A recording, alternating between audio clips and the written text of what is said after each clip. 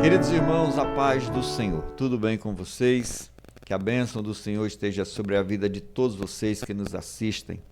Eu sou o presbítero Josué Batista e você está conosco no canal Bereano Pentecostal, um canal voltado para o estudo da Palavra de Deus e para o desenvolvimento da vida cristã.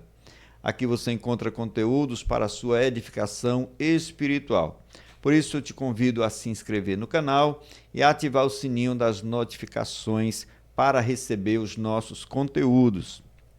Também te peço desde já para dar o like neste vídeo, para fazer também um comentário e para compartilhar com outras pessoas, né? Recomendamos o compartilhamento no grupo da igreja e daquelas de escola dominical e pessoas interessadas nesta temática da escola bíblica dominical.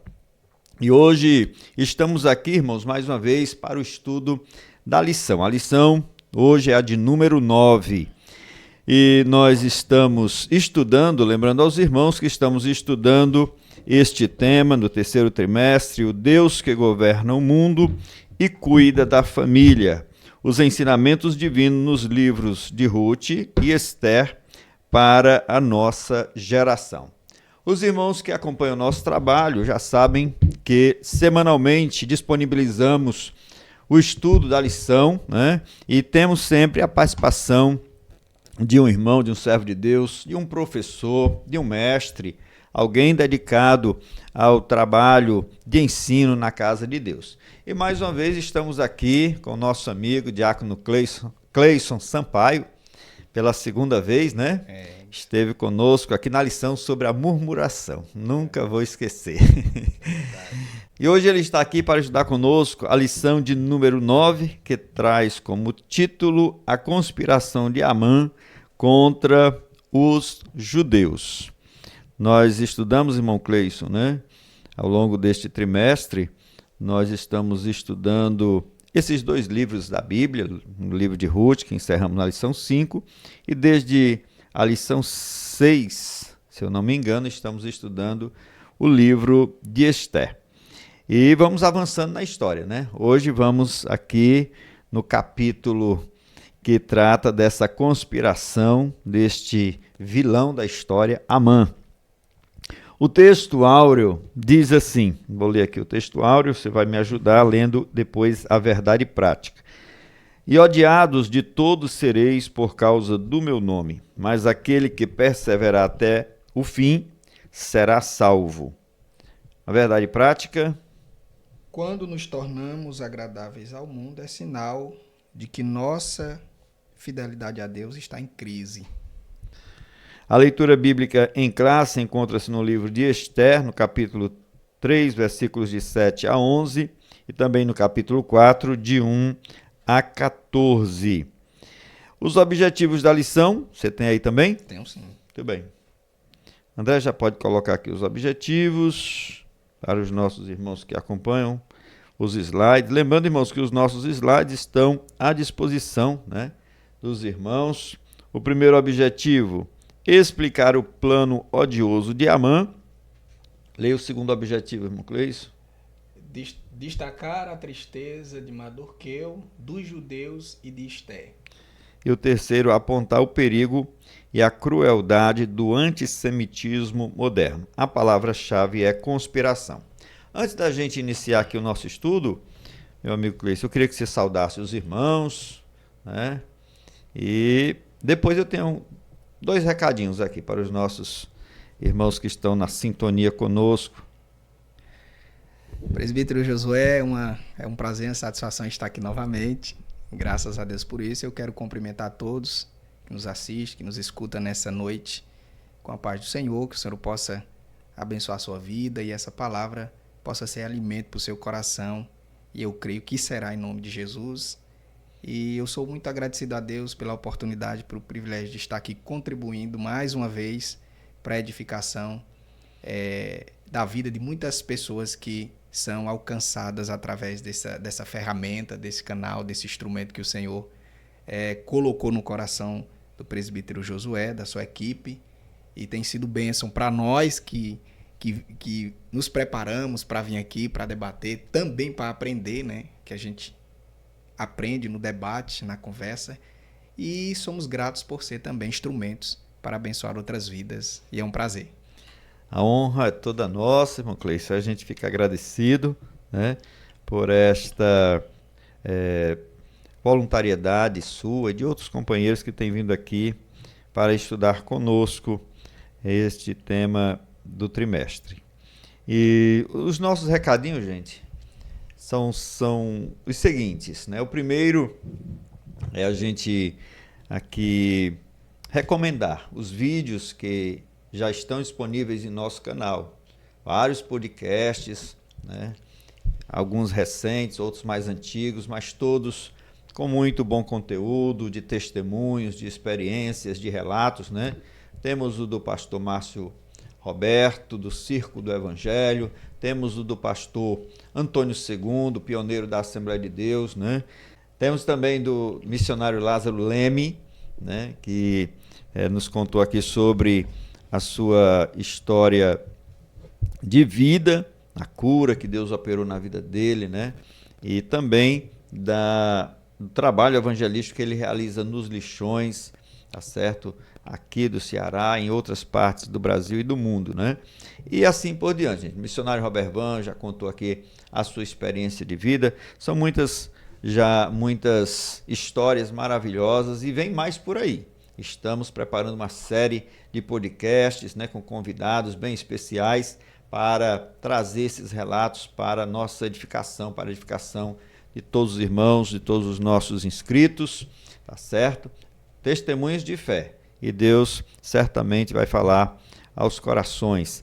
E o nosso outro recado é que nós estamos já nos aproximando, né, do final do mês de agosto, quando faremos o sorteio daquelas 2 bolsas de estudo que foram presenteadas ao canal, tá certo? Pela Faculdade do Maciço de Baturité. Na verdade, o Centro Universitário do Maciço de Baturité, né? E essas 2 bolsas a gente vai sortear aqui no dia 31 para os irmãos que se interessaram, que fizeram lá o procedimento que está no Instagram, né, para concorrer a essas bolsas, uma de História e outra de Teologia, viu? E aí está crescendo a expectativa, muitos irmãos estão na expectativa de serem contemplados e o nosso desejo, né, é abençoar os irmãos e mais uma vez agradecemos aqui a parceria do Centro Universitário do Maciço de Baturité através do pastor Mozart, que nos fez esta doação, este presente, tá certo? E são esses os nossos recados. Vamos agora, irmão Cleison, ao estudo da lição. Irmãos, antes que eu me esqueça, né, mais uma informação, e agora é uma expressão de gratidão que eu quero aqui publicar diante de vocês, certo? É que nós já atingimos, né, no canal aqui do YouTube a marca de mais de 2.000 inscritos para a glória de Deus.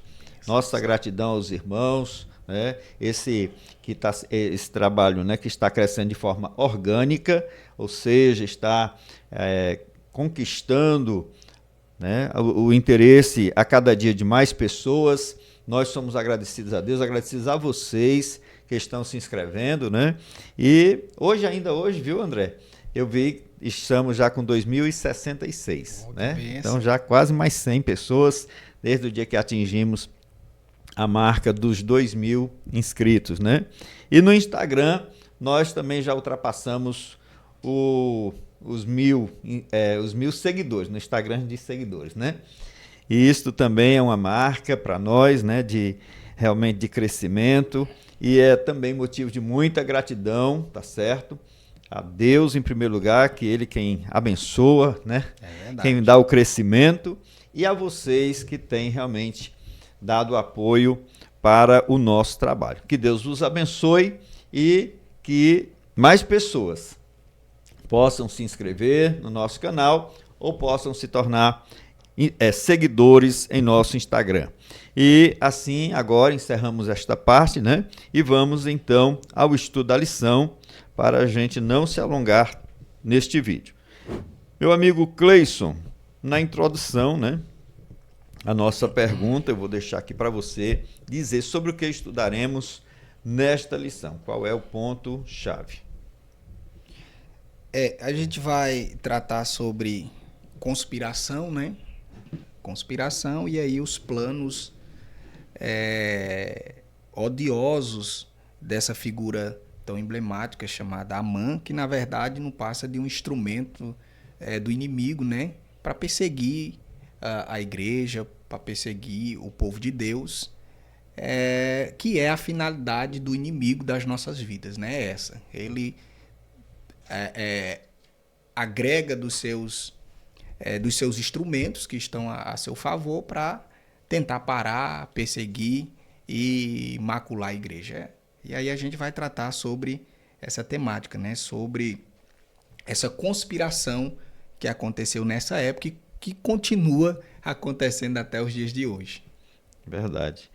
Então nós vamos aqui adentrar na história, né? Agora avançando no plano aqui deste relato, vendo essa figura maquiavélica, né? É verdade. É maquiavélico.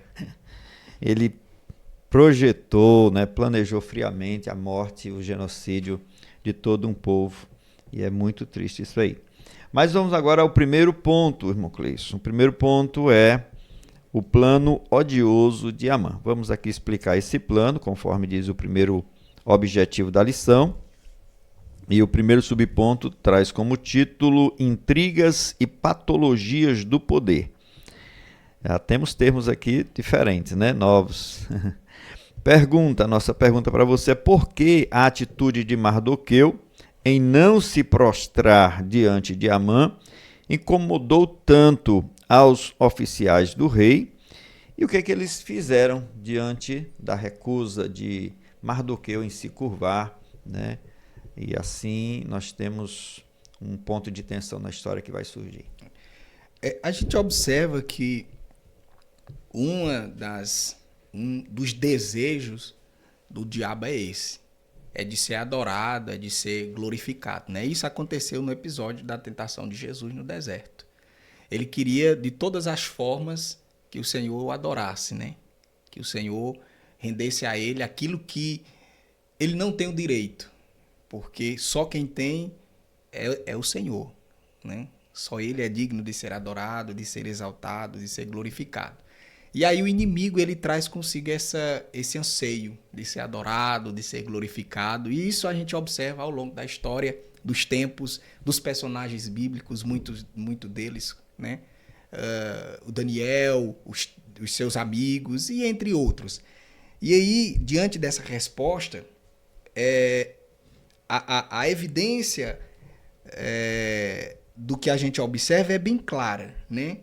Por que Mardoqueu não adorou o rei e nem a sua cúpula e nem aqueles que estavam à sua volta? Primeiro porque ele era judeu e como um bom judeu ele traz consigo arraigada a cultura, o ensinamento de que só adora ao Deus e ao Deus verdadeiro. Então ele tinha isso consigo.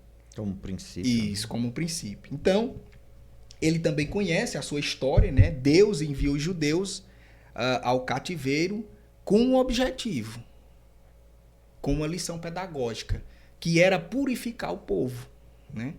Fazer com que o povo voltasse à sua essência de adorar de fato ao Senhor, que era único, digno de ser adorado e ser glorificado. Então Deus não perde esse domínio, Deus não perde essa dádiva que é dele e que o privilégio é nosso de fazer. Então o povo estava perdendo isso, então Deus precisava tomar o controle dessa situação.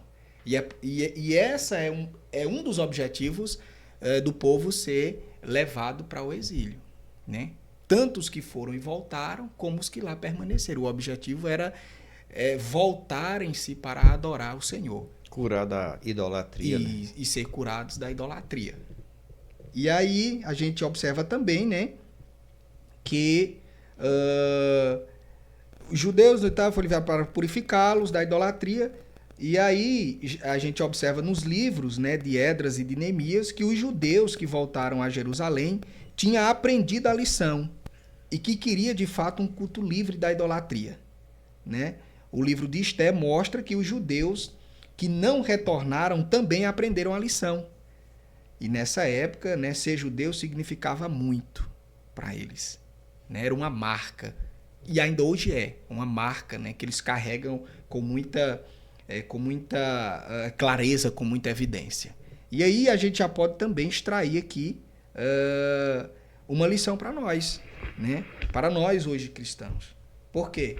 Porque para nós também significa muito. Muita gente tem relativado, tem sido relativo nessa questão para muita gente. Inclusive a gente tem até denominações diferentes agora, nomenclaturas, melhor dizendo, diferentes, né? Evangélico e etc. E outras nomenclaturas. E aí vai se desfalerando essa questão da essência, da raiz por si só, porque quando se torna dividido, fica mais fácil de se perder a identidade, né? E aí a gente tem que ter hoje, como o Mardoqueu teve naquela situação e naquele tempo, nós precisamos ter uma posição firme, né, ao lado de Cristo. Uhum. Precisamos, de fato, ter uma identidade. E quando nós nos posicionamos, nós incomodamos o ambiente das trevas que está à nossa volta. E foi o que aconteceu nesse contexto. Mardoqueu preservou a sua essência e aí incomodou o reino das trevas. Uhum. É interessante ver, né, irmão? O senhor aplicou muito bem isso daí. Naquele contexto, Mardoqueu estava ali à porta do palácio, né? E quando Amã passava, todo pomposo, todo orgulhoso, os outros servos que não tinham esse compromisso com Deus ali se prostravam, né? Inclusive por ordem do rei. O rei havia dado essa ordem que todos deveriam fazer essa veneração a ele, essa, né? Como é que a gente chama? Aquela honraria de se curvar perante ele, mas Mardoqueu permanecia de pé, né? E aí foi denunciado, né? Ali a gente vê que houve uma intriga, houve uma inveja da parte dos outros e foram denunciar, né? Diante de Amã, tá certo? Né? Que ficou muito furioso, né? Tem gente que gosta de fazer isso, né? De levar as coisas, de levar intrigas, de fazer fofoca, né? E por causa dessa fofoquinha, dessa intriga deles, né? Dessa despeita em relação a Mardoqueu, foi que Amã projetou um plano não só de destruir Mardoqueu, mas, como nós vamos ver aqui, né? De todo o povo judeu que habitava o Império Persa nessa época. E assim também eu acho que você trouxe muito bem esses pontos, e eu creio que também a gente pode trazer essa aplicação, né, de não, como diz aqui o comentarista, né, não jogar lenha na fogueira da contenda, da inveja, dessas intrigas que surgem nas relações humanas, né? E quem exerce autoridade, ele até também fala, quem exerce autoridade em qualquer área da vida precisa agir com serenidade, né? Sabendo todos que temos, quer dizer, aqui ele está falando em relação à figura de Amã, que tinha uma autoridade, mas aí tem gente que é assim, né? Tem até um provérbio que diz, quer saber quem é uma pessoa, dê poder a ela, né? E aí ele, com aquele, não era nem, ele era apenas um dos ministros do rei, mas ele abusou do poder por conta desse... E de forma diabólica, né? Diabólica. Sagaz. A gente vai ver aí... Perversa mesmo. A gente vai ver aí que ele usa de um ardil, né? De uma malícia, que inclusive a gente observa hoje. Sim. Porque os parâmetros do inimigo são os mesmos, né? Os mesmos. Só muda as figuras que ele usa, né? A peça é a mesma, os atores é que mudam. Verdade. O segundo subponto, podemos ir, né? Adiante? Com certeza. O segundo ponto, subponto, é a extensão do plano. E a nossa questão motivadora é qual era a extensão do Império Persa, né? E como foi assim o plano de Amã, a extensão desse plano. Ele queria destruir só os judeus ali da capital, Suzã, ou o que que ele projetou aí na sua malícia? Esse ponto, coloquei até algumas informações aqui adicionais. Ele explica muito bem aí o comentarista, né, a princípio, acerca do Império. E eu trouxe aqui, né, no meu esboço essa colocação dele e também trouxe aqui algumas outras... Segundo ponto. No segundo ponto, algumas outras observações. Mas o que me chama a atenção aqui, presbítero Josué, é que esse plano original, se a gente observar, não é de Amã, é do próprio inimigo. Uhum.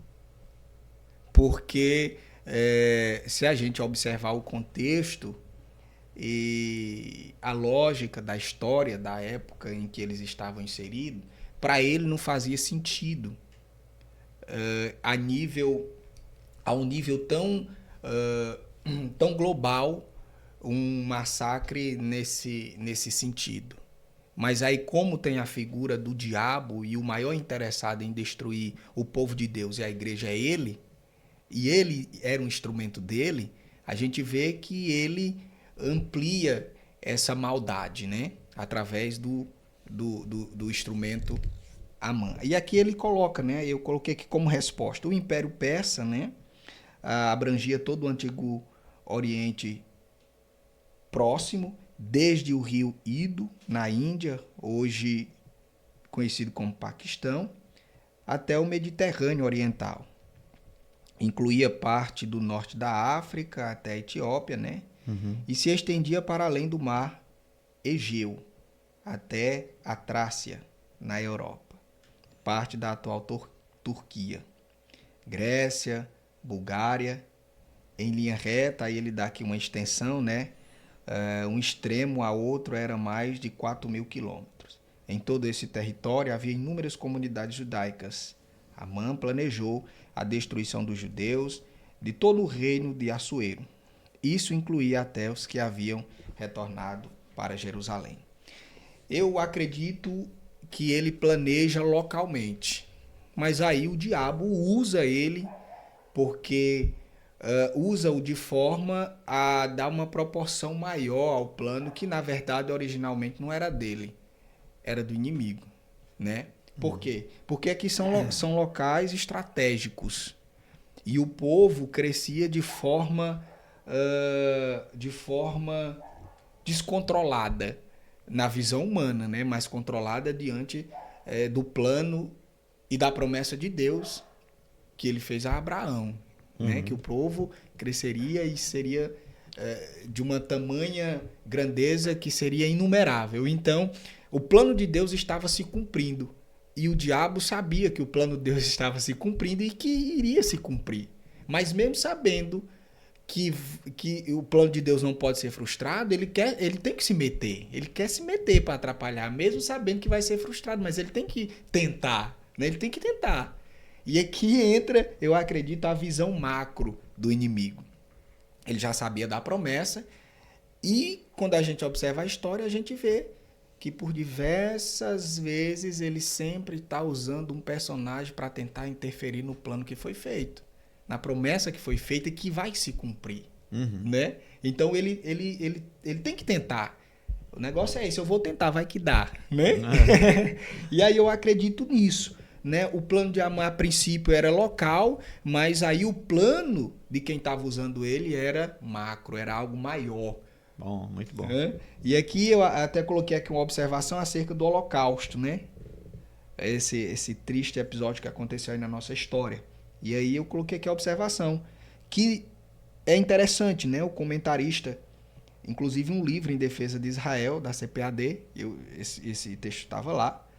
E aí diz assim, o Holocausto não começou com Hitler, enfileirando os judeus para a Câmara de Gás.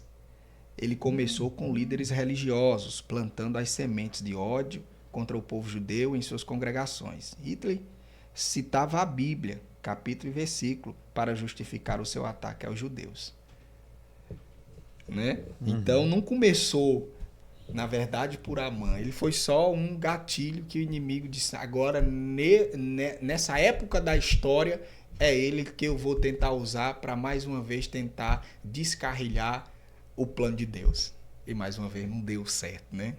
Ele foi o primeiro a tentar exterminar de forma, né, global os judeus. Porque os judeus, eles, assim, complementando aqui as informações, eles têm uma marca, né, cultural muito forte.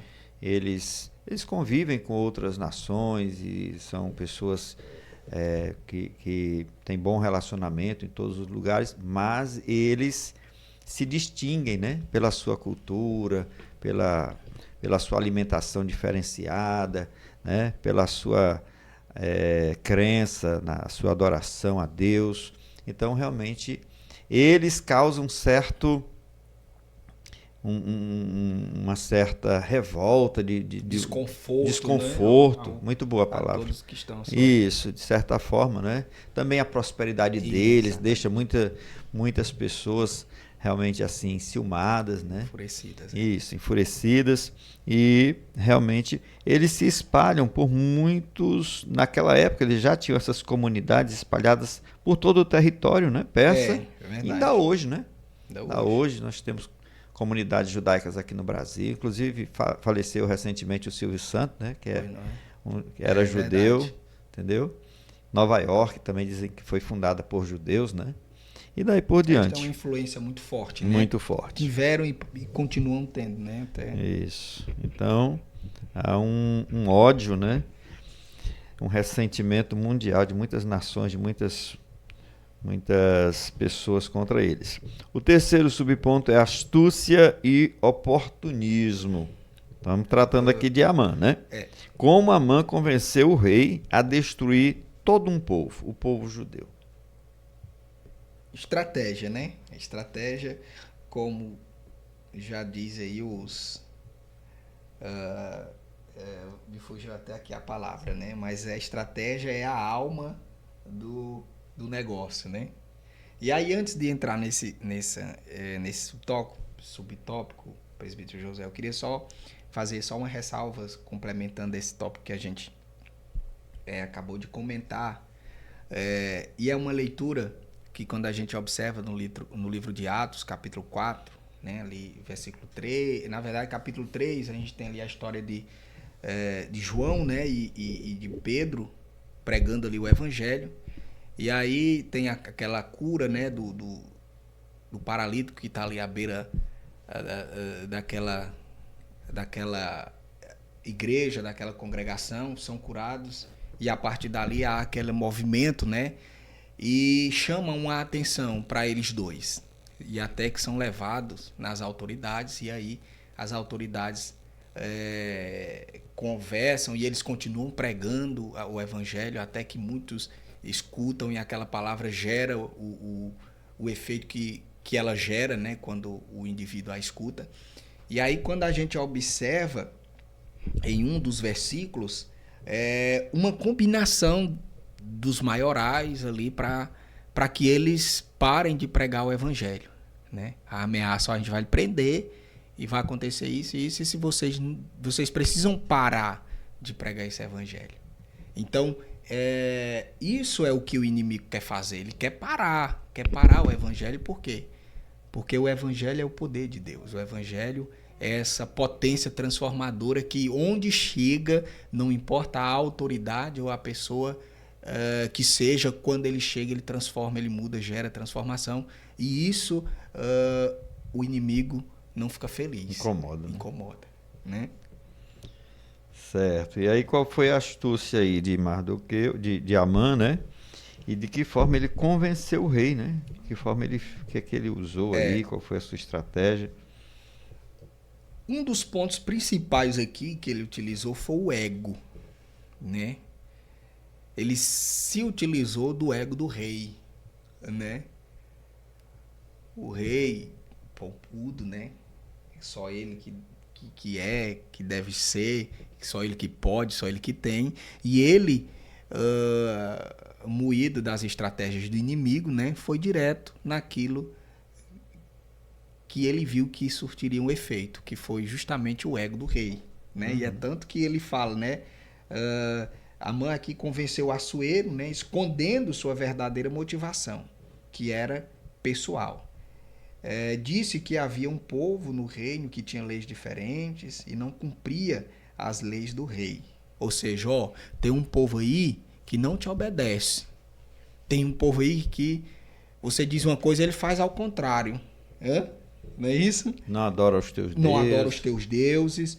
E aí, né, por isso convinha que esse povo, e aí convém que esse povo, rei, seja exterminado. Porque esse povo não está contigo. Esse povo tá te atrapalhando, está atrapalhando o teu império, né? Está desunindo. Está desunindo, está trazendo prejuízo às tuas finanças, né? E aí ele usa toda essa estratégia do ego, do materialismo, do poder, e aí ele incha cada vez mais o ego do rei, e aí acaba conseguindo o que quer, né? E aí, eu tava ali, a gente comentando, né? Ali, e eu tentando me lembrar do personagem, até me lembrei depois do Peixoto, e incrível, eu tava vendo um cortezinho no Instagram dele, e ele faz aquelas paródias, né, com a música e tal, com alguns cortes de músicas gospels. E antes de ontem, eu tava vendo um cortezinho dele, que ele vai... E tem a ver aqui com essa temática. Ele vai... Você vê como o inimigo conhece. Ele vai num restaurante, aí ele pede um refrigerante pro garçom. Aí o garçom traz uma cerveja e enche o copinho dele, né? Aí ele olha assim pro garçom e diz, não, mas eu pedi foi um refrigerante, eu sou crente. Aí o garçom olha pra ele e diz, mas é da mesma cor do refrigerante, a espuminha. Aí ele diz, homem, tira isso daqui porque eu era beiçudo, homem, tira isso daqui. Aí ele vai e diz, que é isso, rapaz? Jesus transformou algo em quê? Ele diz, em vinho. E o vinho tinha o quê? Ele tinha álcool. Pois é, rapaz, tu é crente revestido. Olha aí. Isso aí não vai te derrubar. Sagacidade, né? Aí ele pega a cerveja e toma um gole. Aí quando ele toma o gole, ele olha, rapaz, que cara bacana. Que garçom, gente boa. Como é teu nome? Ele diz, prazer, meu nome é o Diabo. Tá vendo aí? Aí eu disse, é assim que ele age, né? É assim que ele age. É verdade. Inclusive teve uma proposta aqui, né, de Amã dar, né, entregar para o tesouro do rei 10 mil talentos de prata, né, que seriam cerca, trazendo em valores assim atuais, 350 toneladas de prata para o tesouro real. Amã era muito rico, né? Amã era muito rico. E ele também fez essa proposta como uma venda, né? Uma espécie de contrapartida por aquilo que você ia fazer, né? Isso. Eu vou te livrar desse povo que tá te gerando prejuízo e ainda tu vai ganhar com isso. Isso. A proposta era tão boa, né, que ele ainda ia ganhar com aquilo. Eu noto assim, irmão, assim, a gente vem estudando, né, que o rei ele teve diversos momentos de tensão na história em que ele demonstrou-se uma pessoa até sensata, né? Quando a rainha Vasti se recusa a comparecer, ele, né, corte a cabeça dela, não, ele primeiro consulta os conselheiros, né, e tal, procura realmente se aconselhar. E tem um outro momento aqui na história também que ele, né, age com prudência, procurando saber o que dizia as leis, para não agir. Mas nessa situação aqui, ele foi tão apressado. Quando Amã fez a proposta, ele já tirou o anel do dedo, tá aí, pode fazer o decreto, né, e usar o meu anel e o meu poder para determinar o extermínio desse povo, né? Eu achei, assim, observando, entendendo a história e sabendo que ali há uma ação maligna, né, que realmente fez com que o rei agisse de forma tão precipitada. Vamos adiante? A sinopse do primeiro ponto é: o plano odioso de Amã contra os judeus revela astúcia e oportunismo. O segundo tópico é a tristeza de Mardoqueu, dos judeus e de Ester. E aí a gente vai agora analisar, né, o impacto que essa a notícia desse decreto causou nos judeus, né? Vamos lá, o primeiro subponto é o pavor da violência. Nossa questão, o que prescrevia o decreto contra os judeus? Queria que você entrasse nesse mérito aqui, né? O que é que dizia o decreto e por que isso era tão ruim, tão mal? Pronto, traz a princípio uma perturbação coletiva, né? Porque a gente observa que o povo, alguns estavam no cativeiro, outros tinham retornado, outros estavam em outras províncias, alguns estavam vivendo muito bem, né? Obrigado, e prósperos, tudo ok. E aí, do nada, você recebe uma notícia de que vocês vão ser destruídos. Ou seja, completamente. Vão ser destruídos, vão ser saqueados e não vai escapar nem as crianças, né? Então isso gera uma perturbação coletiva, né? Isso gera um desespero coletivo, tanto no ambiente em que eles estavam, né, ali em Suzã, como em toda a província. E aí há uma observação interessante, né, que o sistema de comunicação daquela época era muito ágil, era muito eficaz.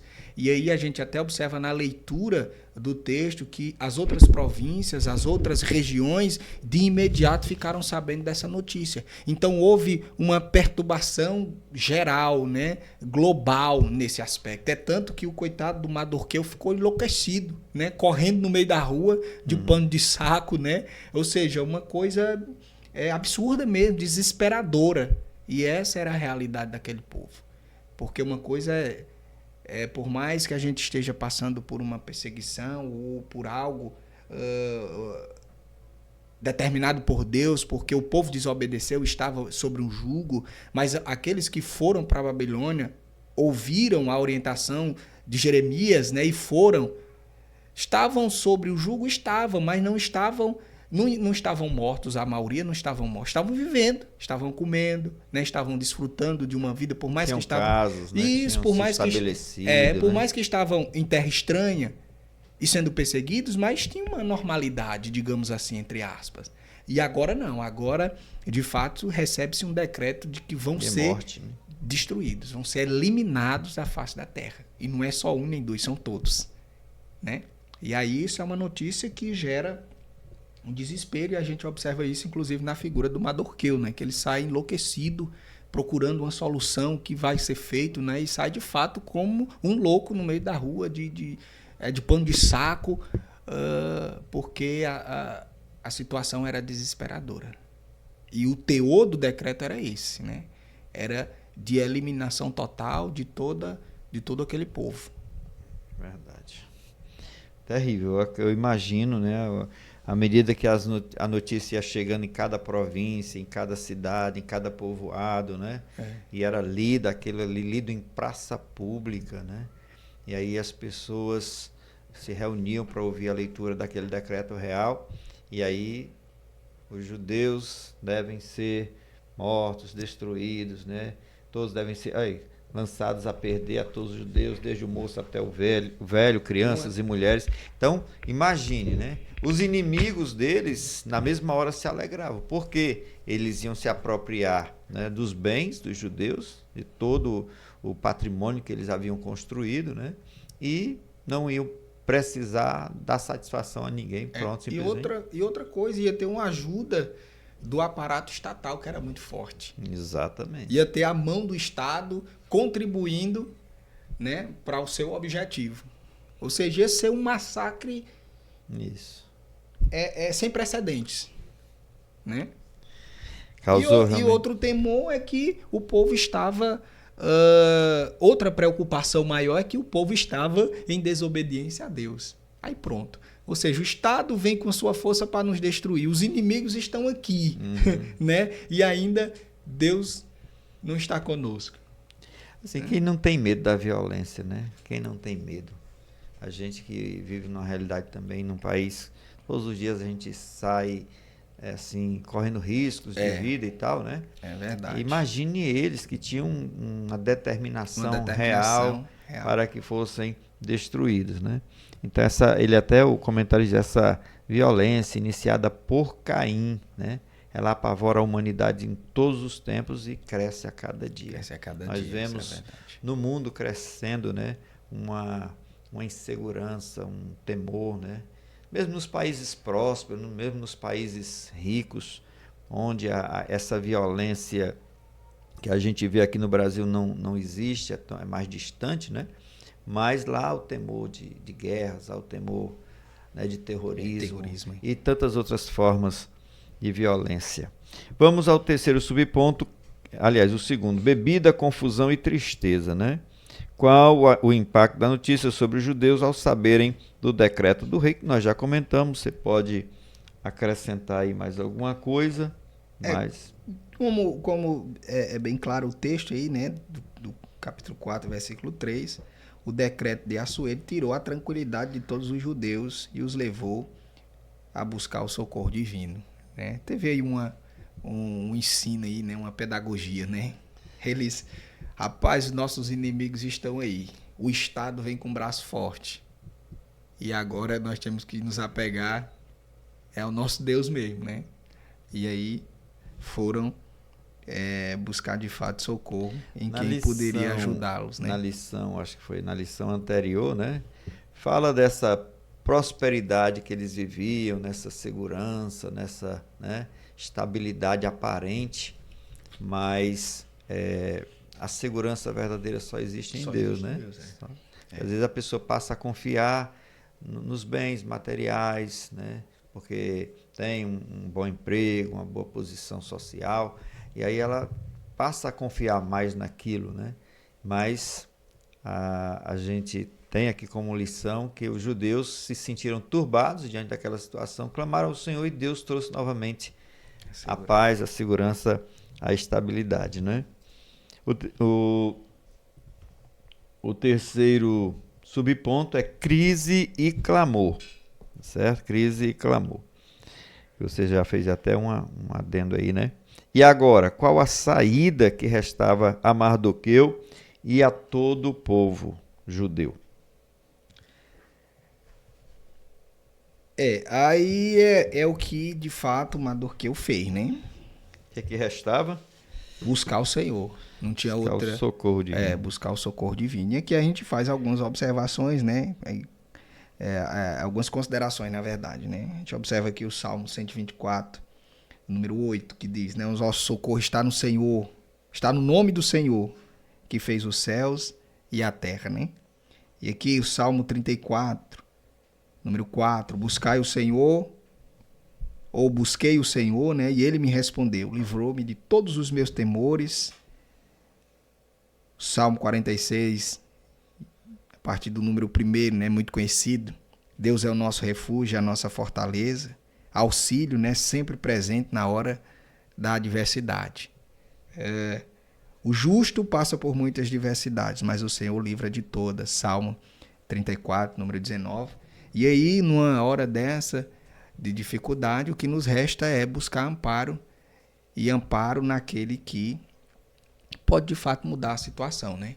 Ali, aos olhos humanos, e diante do contexto que eles estavam vivendo, estava tudo perdido. O que tinha que ser feito ali, se não fosse um povo que acreditava de fato no livramento e na providência divina, era colocar a mão na cabeça e esperar a morte, né? Mas a gente serve um Deus que é poderoso, um Deus que é especialista em mudar contextos, inclusive contexto de morte, né? E aí a gente clama e o Senhor nos ajuda, nos atende, nos socorre, né? Foi o que eles fizeram e era o que tinha que ser feito, né? Uhum. Aqui é importante também essa questão da crise, né? Sempre, até o texto da Bíblia lá em Romanos 8 e 28 diz que todas as coisas colaboram, né? Contribuem, concorrem para o bem daqueles que amam a Deus. Mesmo as coisas negativas, ruins, né? Do ponto de vista humano, como uma crise que às vezes se abate sobre a gente, ela pode pode ser uma oportunidade, né? Para a gente buscar o Senhor. É verdade. Ele cita até o exemplo aqui de Daniel, quando teve lá aquela aquele decreto, né? Não se podia adorar, Isso, não se exatamente. podia orar a nenhum outro Deus, a nenhum Deus, a não ser o rei. E aí, quem fizesse isso seria lançado na cova dos leões, né? E Daniel, ele foi orar, foi orar do mesmo jeito que orava e Deus deu vitória, né?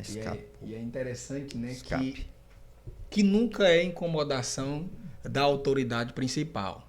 Quando a gente observa esse contexto aqui, o povo em si não trazia incomodação nenhuma para o rei.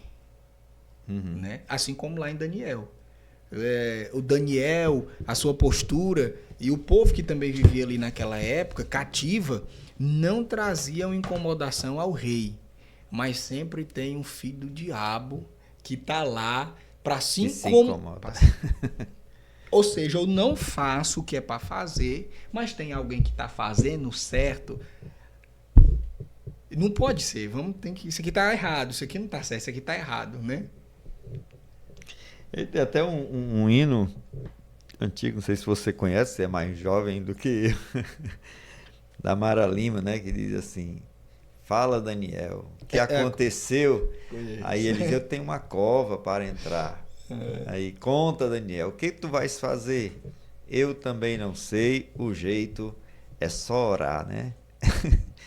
E é realmente nessas horas, não resta outra saída, outra solução. Não adianta você se lamentar para A, para B, para C. É chorar nos pés de Jesus, orar. E a vitória vem de Deus, né? É verdade. A vitória vem do Senhor. É verdade. A sinopse do segundo ponto é: o plano odioso de Amã trouxe tristeza e medo ao povo judeu. E o terceiro ponto, irmão Cleison, nós vamos entrar aqui numa seara um tanto assim, né, polêmica hoje, nos dias de hoje, né? Irmão, nós estamos interrompendo aqui o nosso estudo, né? Porque a Manu, a mãe dela, que também vieram aqui com o irmão Cleison, né, que é o pai da Manu, estão aqui no nosso estúdio e a gente quer mostrar ela para vocês. Essa moça linda, viu? Manu, diga Pai do Senhor. Fala aí pros irmãos, Pai do Senhor. Ali, ó, no celular, Pai do Senhor. Pois é uma alegria para nós. Uma menina linda no nosso coração. Pois é, irmão Cleison, agora no terceiro ponto nós vamos entrar aqui numa seara um tanto polêmica, né, que é sobre essa questão do antissemitismo moderno. Nós vamos ver que isso já surgiu, já existia desde o Antigo Testamento, né? Mas nos dias de hoje nós temos esse problema intensificado. Então, as faces do antissemitismo, né? O que é o antissemitismo? Que eu gostaria que primeiro você esclarecesse o que é o antissemitismo, né? E quais são as três faces aqui que ele aponta no comentário e por que, né? Aliás, como o antissemitismo religioso tem sido promovido ao longo dos séculos. Certo.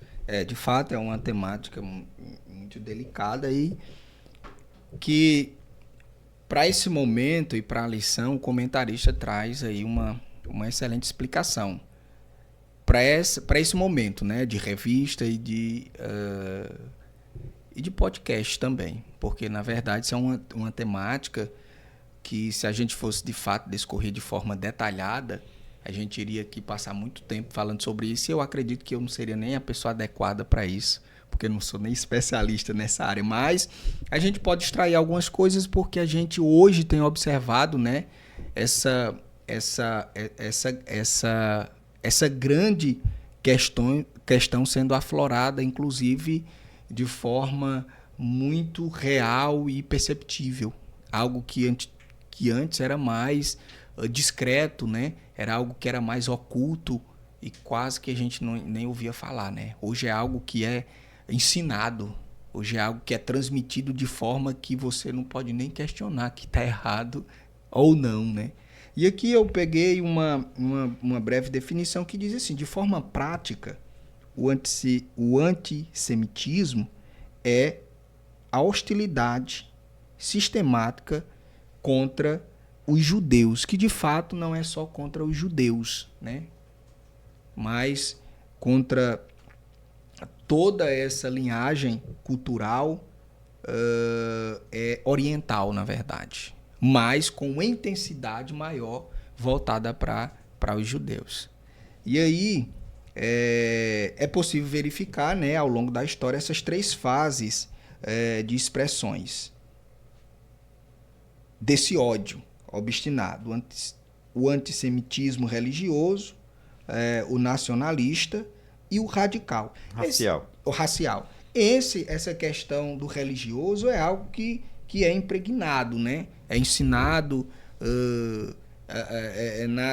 nas religiões que adotam essa prática, né, de extermínio de outro povo por não concordar, ou até mesmo por essa questão do ódio estar inserido dentro dessa comunidade, como a gente vê aí essa questão dessa comunidade mais radical do Islã, né? Um povo que ensina outros, que doutrina, que orienta outros a se explodirem, né? E aí gerar esse transtorno todo para outras comunidades, outras populações, haja visto tendo isso como uma verdade absoluta e que precisa ser praticada, ser feita, né? E aí o comentarista traz de forma bem definida, né? Bem explicada essa questão. Inclusive, vou ler. Pode ler. De forma prática, o antissemitismo é a hostilidade sistemática contra os judeus. É possível verificar ao longo da história 3 fases, como a gente, né, já citou aqui agora. No aspecto religioso, destaca-se as perseguições como a do século XIV, quando os judeus foram acusados de serem os responsáveis pela peste negra, que assolou a Europa em 1348. Também durante a Idade Média, sofreram intensas perseguições pela Inquisição, principalmente a partir de 1478, na Espanha, por ordens do Papa Sisto IV, né? Aí entre 1414 e 1484. E a partir de 1536, em Portugal, pela instituição oficial do Tribunal do Santo Ofício, pelo Papa Paulo III. E aí o objetivo principal era combater o que chamava-se de heresia judaica. Milhões de judeus foram expoliados, torturados, execrados e mortos por não aderirem ao catolicismo e por questões econômicas e políticas. E aí a primeira ordem de confinamento de judeus em guetos não foi a de Adolf Hitler, né, no século XX, mas foi essa que a gente falou ali em cima do Papa Sisto, ali por volta do século XIV. Então a gente observa que é algo inexplicável. Inclusive a gente estava ontem conversando com os vizinhos, e aí a gente estava brincando com o filhozinho dele de 1 ano e 2 meses, né, que era criança. Aí ele olhou para mim assim e disse: como é que um ser humano é capaz de fazer o mal a uma criança dessa? Eu disse: como é que um ser humano é capaz de fazer o mal a uma criança dessa? E aí a gente se pergunta como é que o ser humano é capaz de fazer o extermínio da sua própria raça, da sua própria raça, né? Porque todos nós somos seres humanos, né? Somos humanos. Então, como é que o ser humano pode fazer isso? Extinguir-se a si mesmo. Isso só pode ser um plano maléfico, né, daquele que não nos criou. Quando o ser humano se faz essas distinções, né, entre um grupo étnico e outro, né? Exatamente. Achando que um é superior ao outro, ou colocando sobre o outro grupo a culpa, como aconteceu com os judeus, né? Exatamente. Como eles foram culpados, aliás, não culpados, mas que eles foram acusados, né, de serem os causadores da peste negra e de outros problemas que aconteceram no mundo, né? E aí eles foram vítimas dessas perseguições, dessa tentativa de extermínio, né? Exatamente. Essa tentativa de extermínio. Aqui no aspecto religioso, né, nós vemos que essa perseguição se deu muito pela Igreja Católica, principalmente na época da Inquisição, Inquisição, né? é. Da Inquisição no final da Idade Média. Então, essa perseguição, essas tentativas de conversões dos judeus, né? Eles eram obrigados a se converterem ou eram expulsos, como foram expulsos de Portugal, de Espanha, né? E isso era uma forma realmente assim de intolerância religiosa contra eles. A gente viu isso, né? Mas vamos agora falar do antissemitismo. Antissemitismo é importante entender, assim, Monclis, que eu queria acrescentar que essa palavra ela vem da junção de duas, né? Anti, que quer dizer contra, né? E semitismo, que se origina da palavra semita, que são os descendentes de Sem, né? Um dos filhos de Noé, né? Noé teve 3 filhos, Sem, Cã e Jafé. E os judeus são descendentes de Sem, né? Por isso que eles são chamados de semitas. Exatamente. Muito bem. Então, o antissemitismo nacionalista e racial. A nossa questão é, e quanto ao antissemitismo em seus aspectos nacionalista e racial, o que podemos afirmar? Falamos do antissemitismo religioso. Eles foram perseguidos pela Igreja Católica por não se converterem ao catolicismo, né? Por não se dobrarem diante dessa obrigação de mudarem de religião, né? Por uma ordem, por uma determinação da Igreja. E agora sobre o antissemitismo nacionalista e racial, ou seja, focando aqui mais no fato de eles simplesmente serem judeus, né? Diga aí. O aspecto nacionalista pode ser visto no século XIX, né, e no início do século XX, na Ucrânia e na Rússia, através dos chamados pogroms, violentos ataques físicos indiscriminados aos judeus. A prosperidade dos judeus causava ódio, né, alimentadas por teorias de conspiração. O povo judeu era apontado como culpado pelas crises econômicas de países do leste europeu, levando-os a reagir violentamente contra as comunidades judaicas durante a Segunda Guerra Mundial. Adolf Hitler protagonizou o antissemitismo racial ao proclamar a superioridade da raça ariana, o Holocausto, que exterminou 6 milhões de judeus em toda a Europa. E aqui a gente observa duas coisas, né? A primeira é a culpa do fracasso deles e da prosperidade de Israel, queriam agregar essa condição ao povo judeu. Vocês são prósperos e nós somos miseráveis, então a culpa é de vocês. Nós temos que destruir vocês, como se essa destruição fosse acarretar na transformação da bênção de Deus que estava sobre aquele povo, seria transferida para eles. Eles não entendiam essa dinâmica, né? Que não era algo natural, que era algo espiritual, né? E aqui a gente observa a questão, não se obteve êxito nessa questão, então agora o que é que a gente vai fazer? Não. Essa é uma raça maldita, ela precisa ser destruída, né? E aí parte para a questão de fato radical, que é o extermínio de fato.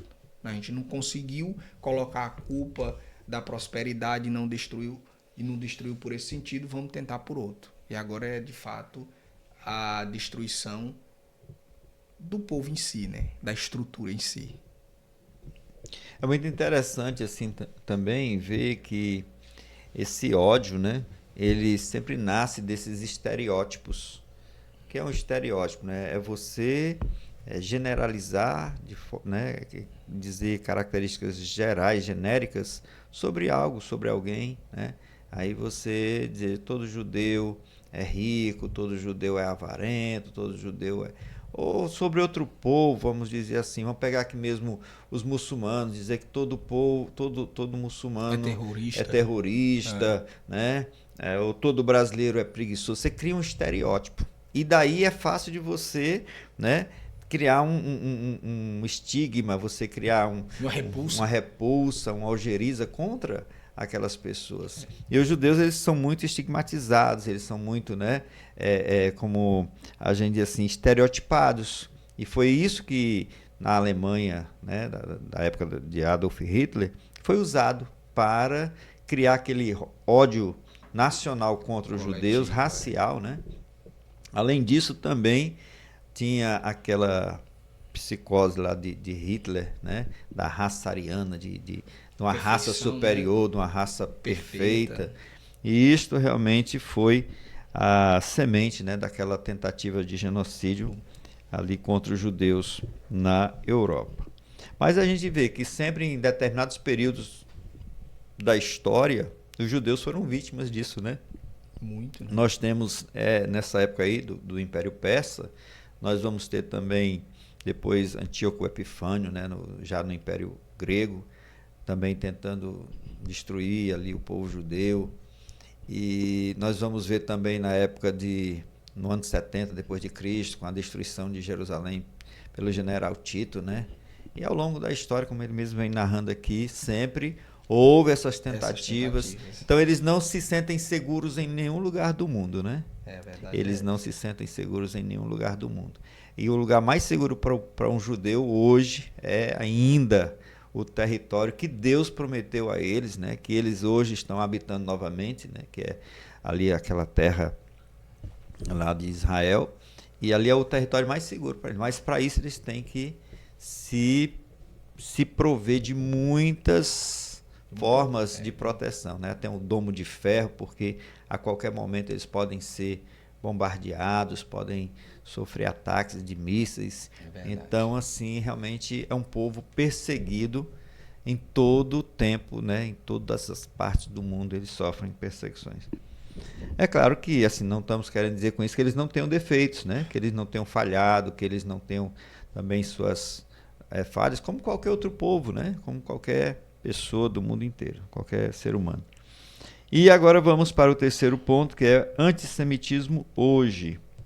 Tá certo? Vamos falar aqui rapidamente, né? Como está essa questão do antissemitismo? Parou ou continua?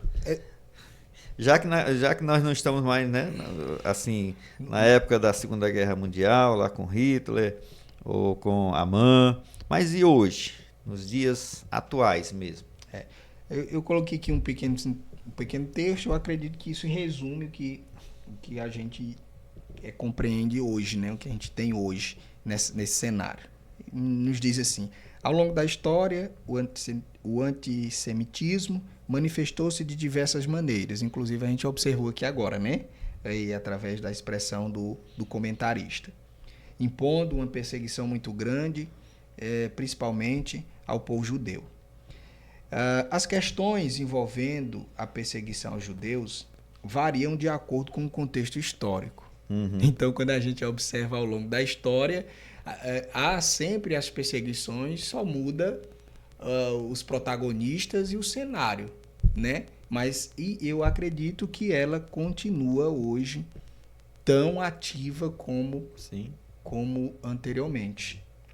E aqui muitos historiadores afirmam que tal perseguição durante o período medieval é entendida muito mais a partir de um aspecto religioso.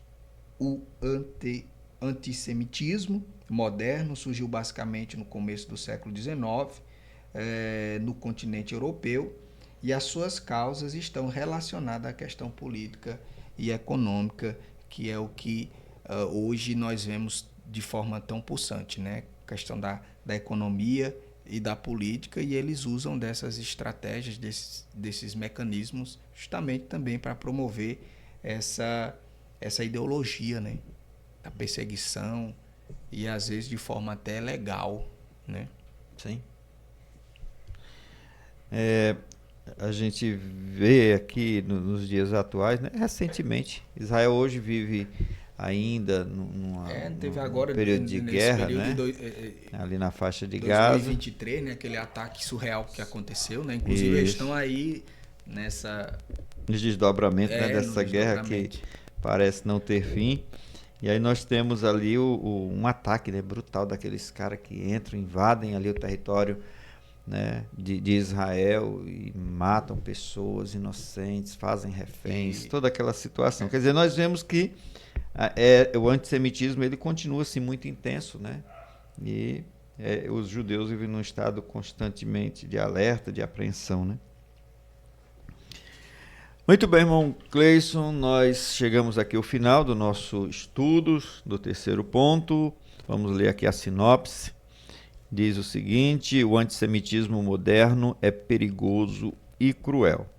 Inclusive, né, nós temos que pensar de forma escatológica, porque, pelo que nós compreendemos das Escrituras, os eventos futuros ainda prevêem uma grande tentativa de destruição da nação de Israel, e somente quando o Senhor vier, né, e eles reconhecerem o seu Messias verdadeiro, que eles ainda não reconheceram Jesus como Messias, né, mas vão reconhecer ele nesse tempo, vão clamar a ele, e aí o Senhor virá e livrará o seu povo, né, de forma definitiva, instaurando aqui o milênio, o reino milenial, governando a partir de Jerusalém toda a terra, né? Então nós temos esta promessa bíblica, esta expectativa, que é quando essa solução final vai acontecer para o povo judeu. Eu queria dar a oportunidade agora para você fazer a conclusão, encerramento, suas considerações finais, para nós encerrarmos o nosso estudo. Tá certo, ótimo. Eu coloquei aqui um pequeno texto que eu acredito que traz aqui uma conclusão, um fechamento, de forma bem concisa daquilo que a gente tratou hoje aqui, nessa noite. Não desconsiderando a conclusão do comentarista, é claro, né? Sim. É um complemento. A sua conclusão.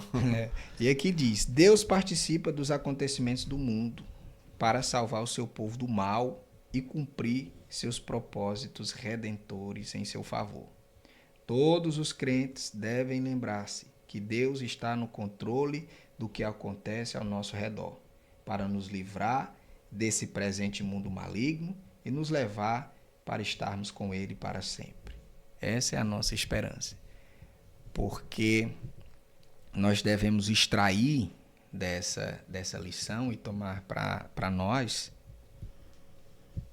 que o inimigo está aí usando das suas artimanhas, usando dos seus meios e dos seus instrumentos para nos perseguir. Muita gente diz que não há perseguição hoje. Mas não há perseguição, presbítero Josué, para quem de fato não serve ao Senhor. Está de acordo com os padrões do mundo e daquilo que ele impõe. Mas quando a gente tem um posicionamento, quando a gente faz uma diferença, seja no ambiente que a gente está inserido, o inimigo se levanta. Ele usa dos seus para fazer como Amã fez com Mardoqueu, que foi preparar uma forca para matar ele e exterminar ali também uma nação, um povo, na verdade, né? E a gente observa hoje, como eu estava comentando para o senhor esses dias, aconteceu comigo essa questão, né? Por alguém ver um comportamento de leitura da Bíblia cotidiana e tal, incomodar de um modo de se levantar e a gente perceber que não é natural esse comportamento, é algo espiritual, né? Então eu fecho aqui com essas palavras, né? Agradecendo mais uma vez pela oportunidade, agradecer aqui ao senhor, né? O presbítero Josué, a equipe, e dizer que foi um prazer estar aqui, estamos à disposição. Amém, meu querido, nós somos agradecidos mais uma vez também a sua boa vontade, a sua preciosa colaboração aqui no nosso estudo. Meus amados irmãos, então é isto, né? Concluímos aqui o estudo de hoje, vendo que pode alguém até se levantar, né, contra o povo de Deus, mas o Senhor, ele realmente vai entrar com a solução. Basta que nós, no meio da crise, a gente corra para a pessoa certa, né? Corra para os pés do Senhor, clame a Ele, Ele vai dar o livramento. Vocês vão ver que, né, hoje estudamos sobre a conspiração, o povo judeu ficou todo nesta angústia, nesta aflição, mas nós sabemos que já conhecemos a história e vamos estudar nas próximas lições o livramento de Deus, né? Como o Senhor agiu para livrar o seu povo. Portanto, continue a confiar no Senhor, continue a buscá-lo, né? Seja nos momentos de dificuldade, de crise, como também nos momentos de bonança, de prosperidade. Não ponha a sua confiança nas coisas materiais. Esta é a contribuição do Bereano Pentecostal para o estudo desta lição e que Deus abençoe a todos os irmãos que virem, que assistirem a este vídeo. Em nome de Jesus e até a próxima.